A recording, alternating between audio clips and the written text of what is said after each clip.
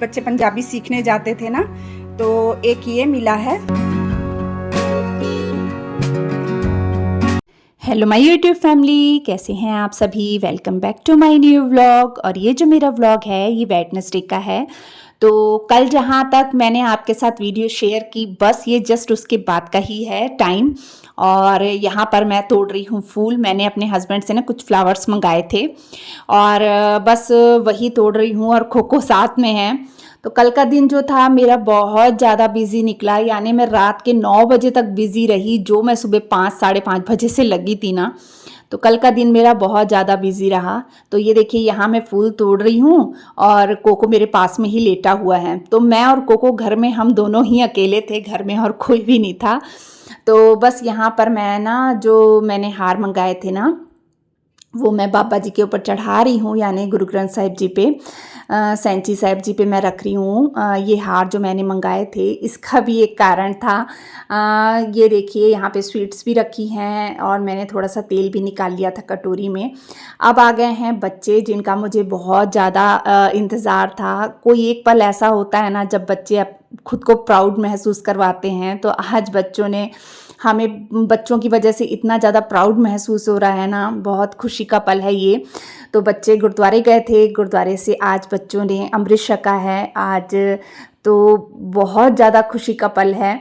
तो बस बच्चे अमृत छक के आए थे, तो बस यहाँ पे मैं उनका वेलकम कर रही हूँ और कोको साथ में है। तो कोको ना बच्चों को अंदर आने नहीं दे रहा था और बस मैंने फिर तेल चो दिया, गेट में तेल डाल दिया दोनों तरफ, क्योंकि जब कोई खुशी का पल होता है, कोई नई चीज़ होती है, तो हम ऐसे ही तेल चोकर वेलकम करते हैं।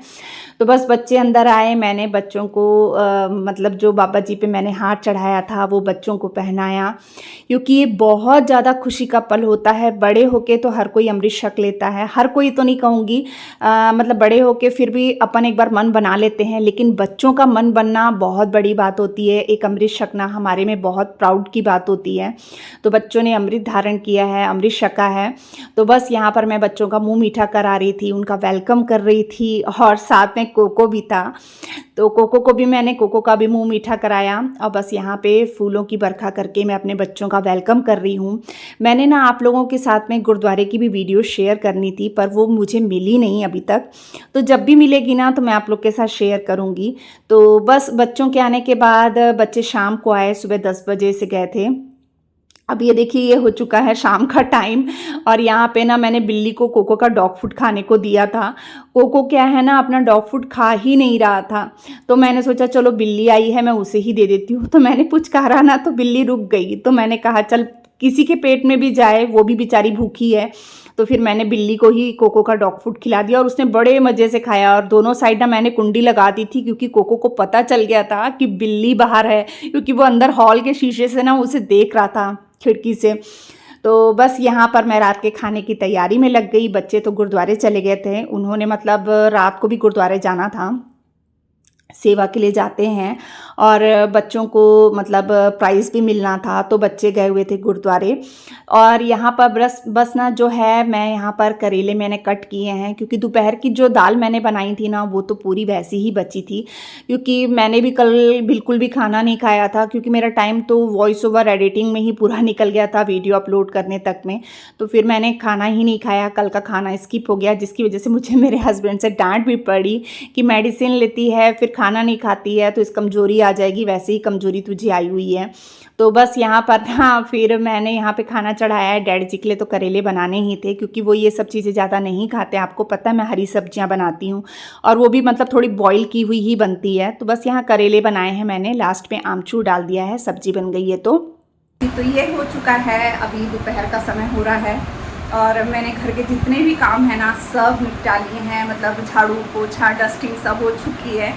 तो बस मैं आपको एक बार अपना पूरा घर दिखा देती हूँ। बस थोड़ा बहुत किचन में काम बचा है और कपड़े का जो भंडार था वो बाहर धुल रहा है। तो बस अब कपड़े धोने का काम रह गया है और खाना बनाने का काम रह गया है, और मॉर्निंग के थोड़े बहुत जो बर्तन पड़े ना वो रह गए। तो चलो मैं फटाफट से आपको पहले घर दिखा देती हूँ कि पूरा मैंने क्लीन कर लिया है। तो ये देखिए डैड जी का रूम जो है वो भी मैंने अच्छे से क्लीन कर लिया है। एक मिनट लाइट बंद कर दूँ यहाँ की। और इसके साथ ही ये देखिए दूसरा बेडरूम, ये भी पूरा मैंने अच्छे से क्लीन कर लिया है। ये एक बास्केट बच्चों की रहती है, इसमें क्या बच्चे अपना जैसे पटका वगैरह रखते हैं ना, तो कुछ पगड़ियाँ और पटके बच्चों के इसमें रहते हैं, तो ये साफ़ करने का रह गया है मेरा एक। ये फ्री टाइम में बैठ के साफ़ करूँगी। और ये बेड वगैरह हो गया। वो गद्दे जो हैं वो कल मैंने धूप में डाले थे, तो वो अभी नीचे ही पड़े हैं, उसको वापस से पेटी में डालना है।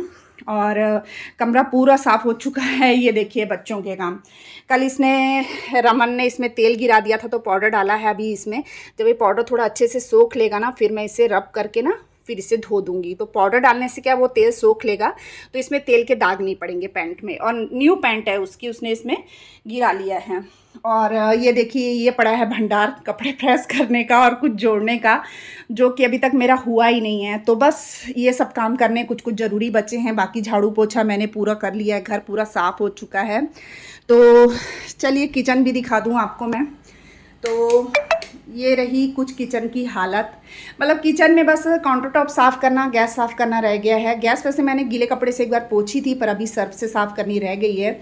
और काउंटर टॉप बचा है, और थोड़े से बर्तन धोने के बचे हैं, और थोड़े से बर्तन जो मैंने रात में धोए थे वो लगाने के बचे हैं। तो चलिए अब मैं आपको हॉल भी दिखा देती हूँ।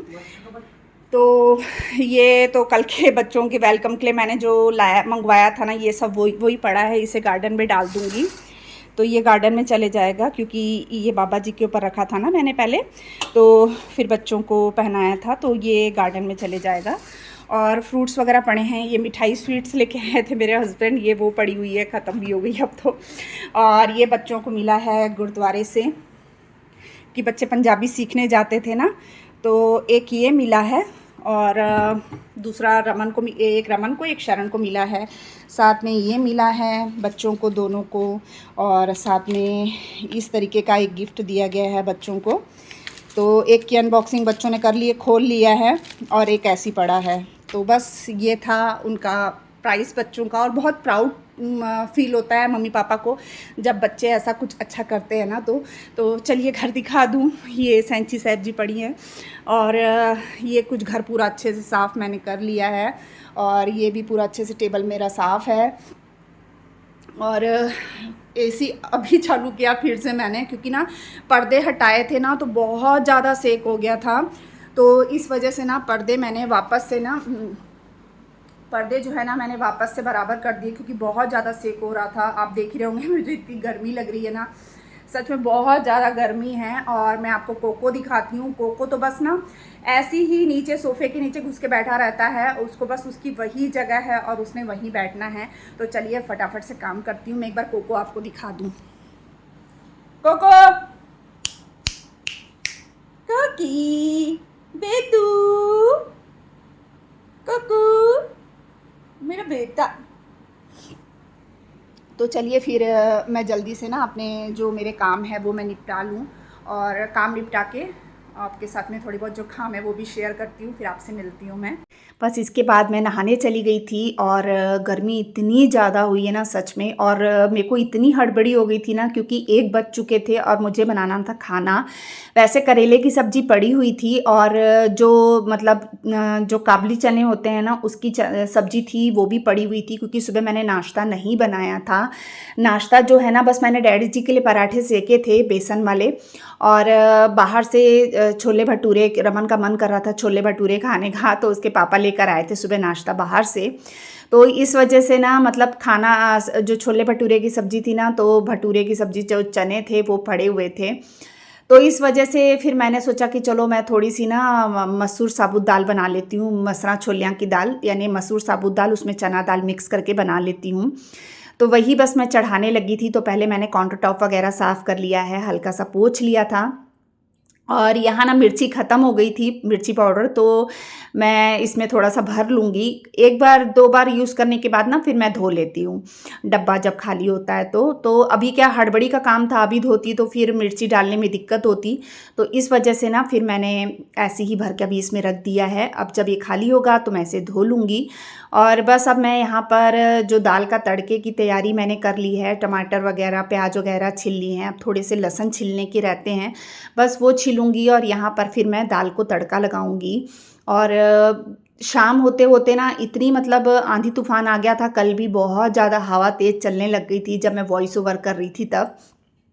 तो ना मैंने फिर वीडियो तो ख़ैर उसकी नहीं बनाई, लेकिन जो उस थोड़ी-सी जो हल्की-सी बारिश गिर जाती है ना, उसकी वजह से हुमस बहुत ज़्यादा हो जाती है, गर्मी दिन में बहुत ज़्यादा बढ़ जाती है।